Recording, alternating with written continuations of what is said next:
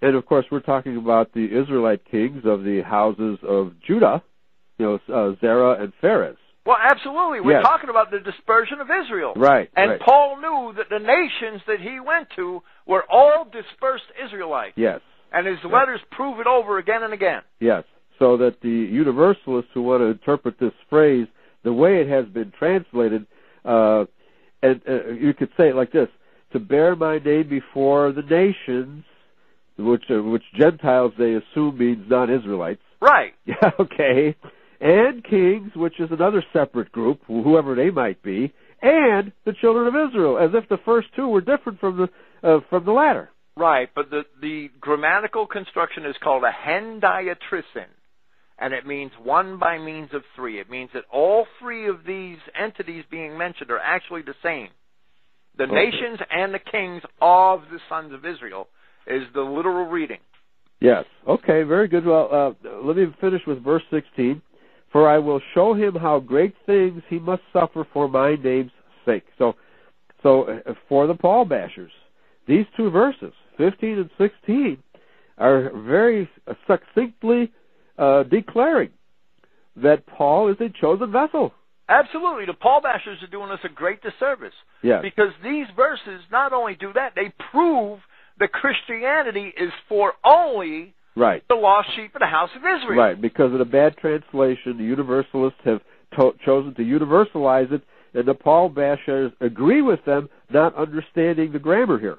Well, the Paul bashers' biggest mistake is simply taking for granted that the mainstream translators translated all this properly. Right, absolutely.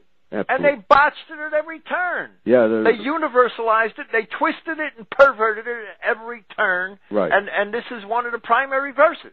Yes, very good. So let me just, one more question before we close this evening. Do you think that this false translation or this mistranslation here is deliberate, or are the King James, it appears to me, this is the conclusion that I've come to for a lot of these really bad translations, is that these translations from the Greek in the New Testament, especially the writings of Paul, it sounds to me like these King James translators didn't know Greek that well. It seems to be on many occasions that they did not know Greek that well. Okay.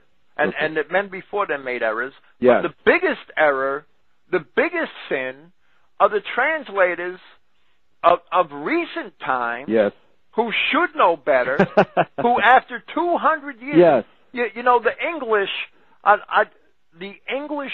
the scholarship that the Englishman has brought to the world is simply amazing. Right. The work that they did in the Victorian age and the age of the Empire, all right, the work that they did in archaeology and in language studies, and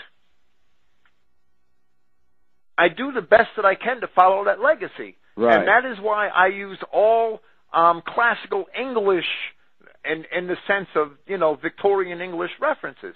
Yes. That's why I use the Liddell and Scott lexicon. Right. I don't use any of the modern trash, because a lot of that's watered down and politically corrected. Right. That's why I read the Loeb Library Greek classics, because they were all translated in like the 1920s and 30s at the peak of English scholarship. Okay. Most of them were translated by English scholars. Right. And so we can also detect in the New Testament a lot of Catholic influence as well.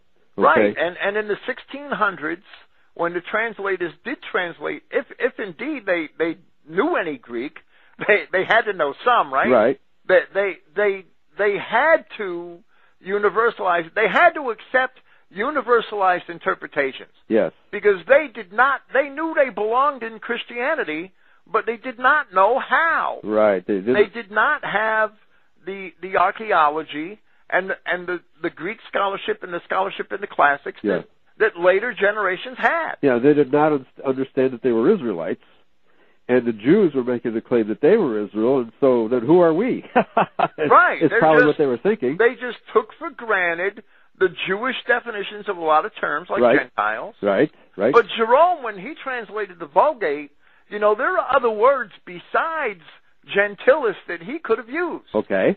But a gentilis indicates somebody of the same race. Yes. Not necessarily of the same nation, but of the same race. Of the same race, exactly. And there are other words in Latin that denote people of other countries. Yes. That don't make that distinction. Okay. That don't have that connotation. Right. And the whole world has been fooled by the Jewish redefinition of the word Gentile to mean non-Jew. And it never did. And it never did. That's right. And Paul, you know, the commission here to Paul is to go and bring the name of Christ before both the nations and kings of the sons of Israel. Right. And Paul's epistles prove over and over again, and he does it to the Romans, and he does it to the Corinthians, that they are the dispersed children of Israel. Right. And if Paul was going to pervert Christianity, we'd have an epistle of Paul to the Ethiopians, an epistle of Paul to the Egyptians, an epistle of Paul to the Hutus and the Tutsis. Right. We don't have that. There's no epistle of Paul to the Arabs. There's no epistle of Paul to the Babylonians. Exactly. There's no epistle of Paul to the Edomites. Yeah, right. Paul could have very easily perverted Christianity. Right. And the Paul bashers are just idiots for not seeing that. And of course, in other books, Paul definitely says that the Edomites are vessels fit for destruction. Of destruction, right. He does not include them among the Israelites. And he doesn't include any nation that's non-Israelite. Right. Every one of those people Paul wrote an epistle to were dispersed Israelites. Right. And he excludes the descendants of Ishmael, which is your today.